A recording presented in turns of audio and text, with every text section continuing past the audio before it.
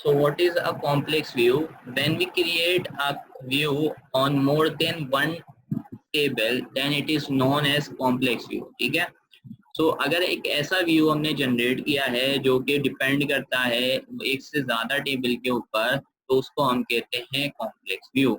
और complex view के ऊपर हम डीएमएल ऑपरेशंस जो है वो परफॉर्म नहीं कर सकते, इसलिए उसको नॉन अपडेटेबल और स्टैटिक व्यू भी कहा जाता है. ठीक है. तो can we drop a table that has dependent views on it. ठीक है. क्या हम एक ऐसे टेबल को चलें पहले मैं आपको कॉम्प्लेक्स व्यू की भी एग्जांपल करवा देता हूँ. ठीक है. सो ऐसा कर लेते हैं, हम यहाँ पर आते हैं और ये रहा हमारा. यहाँ पे हमारे पास एक टेबल है जो कि एम्प्लॉय का है और एक हमारे पास प्रोडक्ट सेल्स का है. ठीक है. तो हम करते हैं कुछ ना कुछ दो टेबल से डेटा लाने की कोशिश करते हैं. सो लेट्स से कि मैं यहाँ पर एक नया व्यू जनरेट कर रहा हूँ. ठीक है. तो मैं यहाँ से क्रिएट करता हूँ व्यू और I said create a view और इसको मैं कह देता हूँ VWEMP. ठीक है.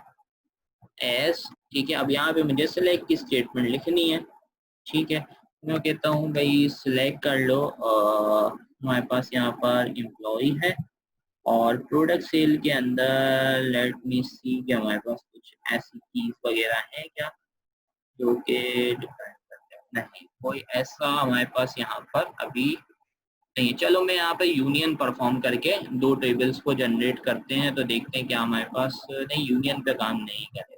तो मैं यहाँ से एक नई डेटाबेस बना लेता हूँ और इसी पे हम आगे जो है ना परफॉर्म कर लेंगे. तो डेटाबेस बनाते हैं एक न्यू और इसको नाम देते हैं व्यू एग्जाम्पल. ठीक है. ये हमारे पास एक ये हो गया और ये इसके अंदर हमने दो टेबल्स जनरेट कर दिए. एक एम्प्लॉई. अच्छा ठीक है. तो यहाँ पर आके मैंने ये डेटाबेस तो बना ली. यूज नहीं करना था, पहले हमें लिखना था क्रिएट डेटाबेस. ठीक है. और क्रिएट के बाद यहाँ पर आके मुझे लिखना है यूज व्यू एग्जाम्पल डेटाबेस का जो नाम है. ठीक है. और यहाँ पर बेसिकली मैं दो टेबल्स बना रहा हूँ. एक डिपार्टमेंट का टेबल है और एक आपके पास किसका टेबल है, एम्प्लॉयज का टेबल है. ठीक है.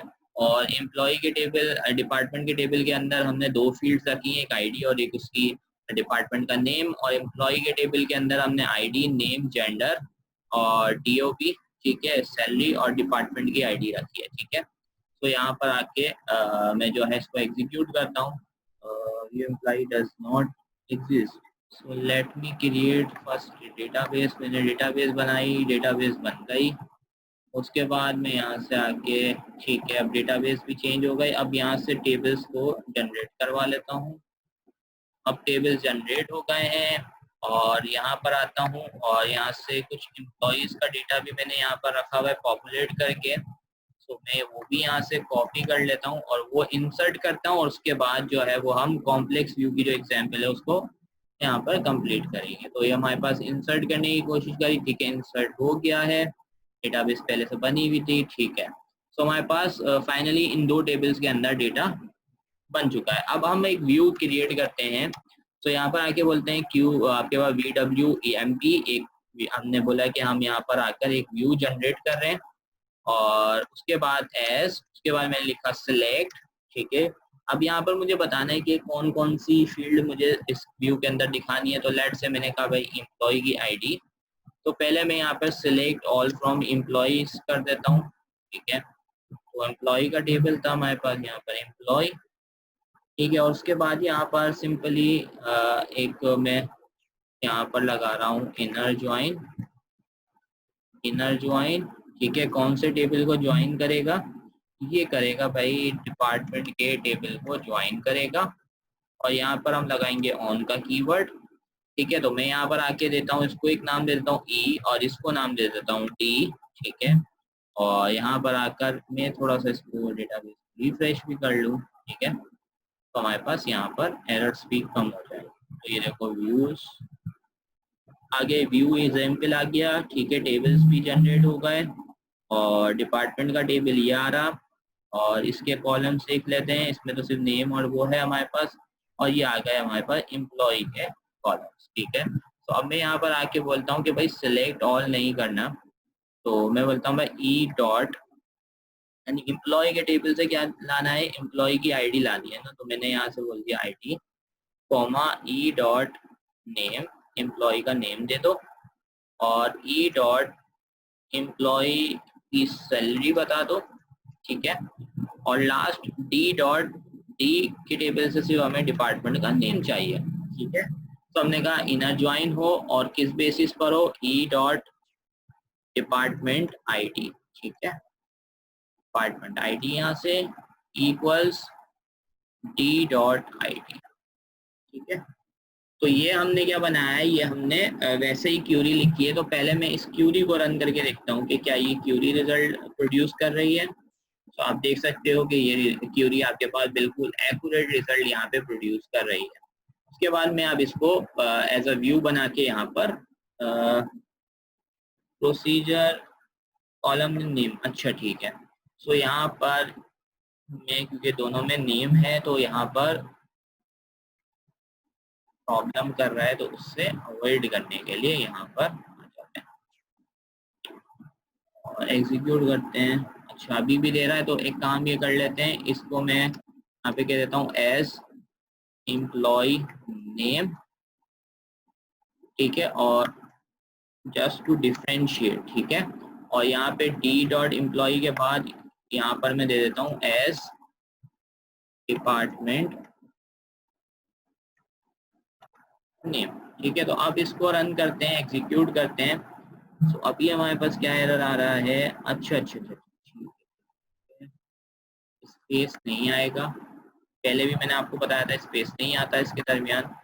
तो अब हमारे पास फाइनली यहाँ पर व्यू जनरेट हो गया है। इस व्यू को सिलेक्ट करते हैं, तो सिलेक्ट ऑल फ्रॉम, व्यू का नाम क्या था, BWEMP, ये हमारा व्यू था। तो अब मैं इस व्यू को रन करूंगा तो आप देख सकते हैं कि हमारे पास ये बिल्कुल वही रिजल्ट यहाँ पे प्रोड्यूस कर रहा है, ठीक है। तो अब जिस तरह से मैंने आपके साथ डिस्कस किया था कि हम जो है इसके ऊपर DML ऑपरेशंस परफॉर्म नहीं कर सकते, ठीक है ना। तो यानी अगर मैं इस पे DML ऑपरेशन परफॉर्म करना चाहूंगा तो ये मुझे एरर दे देगा, क्योंकि मैं एक से ज्यादा टेबल के अंदर डेटा इंसर्ट करना चाह रहा हूँ। और वो एरर आने की रीजन भी हो सकती है कि हो सकता है मैंने नॉट नल का कंस्ट्रेंट लगाया हुआ, नल का कंस्ट्रेंट लगाया हुआ, तो वो हमें इंसर्ट करने का अलाउ नहीं करेगा, ठीक है। तो ये आपके पास एग्जाम्पल है कॉम्प्लेक्स व्यू की, या कॉम्प्लेक्स व्यू किस तरह से बनता है। तो अभी हमने सीखा कि कॉम्प्लेक्स व्यू को हम किस तरह से बना सकते हैं, उसको किस तरह से एग्जीक्यूट करते हैं। तो अगर आपसे कभी कोई पूछे कि भाई कॉम्प्लेक्स व्यू और सिंपल व्यू क्या होता है, तो आप जस्ट ये डिस्क्राइब करेंगे कि भाई complex view are those view which depend on more than one table, ठीक है, जो वन टेबल के ऊपर, मोर देन वन टेबल के ऊपर डिपेंड करते हैं। these are complex view, and a view that is depend on single table, it is called a simple view or updatable view, ठीक है। तो क्या हम यहाँ पे, हमारे पे एक क्वेश्चन अराइज होता है कि can we drop a table that has dependent views on it, तो क्या हम कोई ऐसा टेबल डिलीट कर सकते हैं जिसके ऊपर कोई व्यू डिपेंड करता है। सो आप उस टेबल को ड्रॉप कर सकते हैं। Yes, you can even drop a table if any dependent views are associated with it, but the views that are associated with it will not be dropped. They will still execute in the database only with the status as inactive object, and all those views become active and start functioning providing the table is recreated.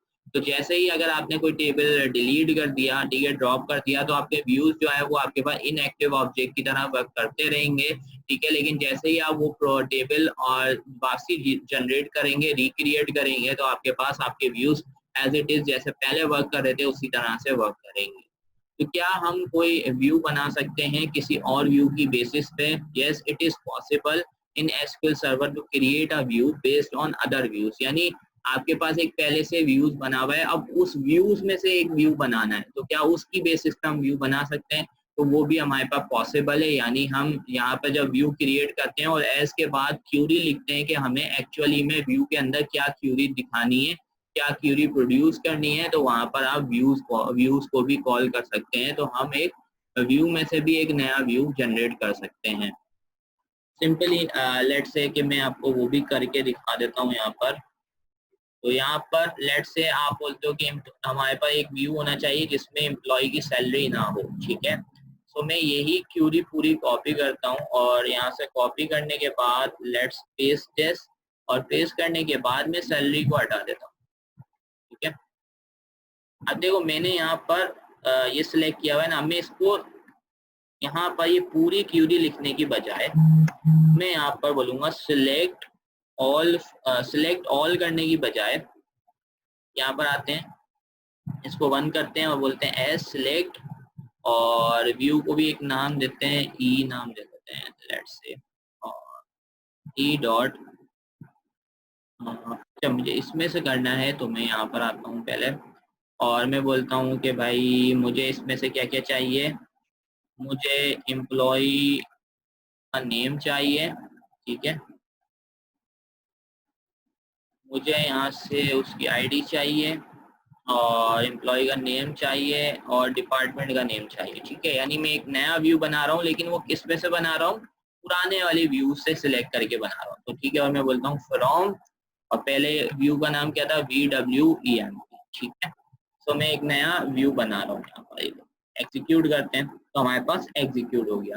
तो अब अगर मैं यहाँ पर आकर second वाले view को call करूंगा, ठीक है, एग्जीक्यूट करूंगा, तो यू विल सी कि हमारे पास यहाँ से सैलरी का कॉलम चला गया। ठीक है, तो यानी जो बात मैंने यहाँ पे आपके पास डिस्क्राइब करी कि क्या हम एक व्यू की बेसिस से, यानी एक व्यू में से दूसरा व्यू जनरेट कर सकते हैं, तो ये yes it is also possible, आप ये भी कर सकते हैं। Can be update the views in the SQL server, हम एसक्यूएल सर्वर के अंदर व्यूज को अपडेट भी कर सकते हैं, लेकिन वो डिपेंड करता है कि आपके पास जो है वो कौन सी टाइप का व्यू आपने जनरेट किया, आपने सिंपल व्यू जनरेट किया है या आपने कॉम्प्लेक्स व्यू जनरेट किया है। ठीक है, तो अगर आपने सिंपल व्यू जनरेट किया है यानी सिंगल डिपेंडेंट टेबल के ऊपर वो करता है, तो फिर आप इजीली जो है वो उसके ऊपर डीएमएल ऑपरेशन जो है वो अप्लाई कर पाएंगे।